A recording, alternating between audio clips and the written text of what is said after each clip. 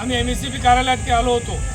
आमची त्यावेळेची तक्रार तीच होती की कोणतीही पूर्वसूचना न देता वारंवार दिग्रस शहरातली लाईन बंद केलं जात आहे। लोक सामान्यातला सामान्य माणूस लाईन बिल हा वेळेवर भरत आहे। एवढं असताना त्यांना लाईन बंद करण्याचं कारण समजा नाही लागलं। या समस्येने त्रस्त नागरिकांची समस्या घेऊन या ठिकाणी आलो होतो।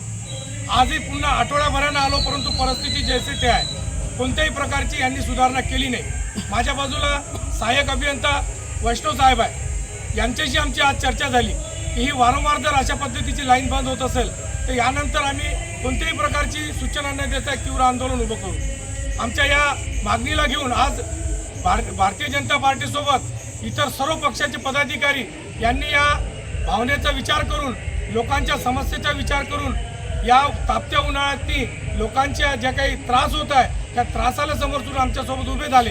आज सर्वांना माहिती आहे की दिग्रस शहरातनी सामान्य लोकांना कसा त्रास होत आहे। वैष्णव साहेबांनी, त्यांचे मुख्य अभियंता यांनी या ठिकाणी वाणी साहेबांनी सांगितलं की आम्ही कोणत्याही प्रकारचे याच्यापुढे त्रास होऊ देणार नाही आणि 24 तास यांचा फोन चालू राहील। सर्वसामान्य लोकांना आम्ही विनंती करतो की यांच्या फोनवर तुम्ही तक्रारी द्या, हे निश्चित फोन उचलतील। यापुढे जर अशाच पद्धतीची यांची वागणूक राहिली तर भारतीय जनता पार्टी तीव्र स्वरूपाचं आंदोलन या ठिकाणी उभं करेल। मागच्या आठवड्यामध्ये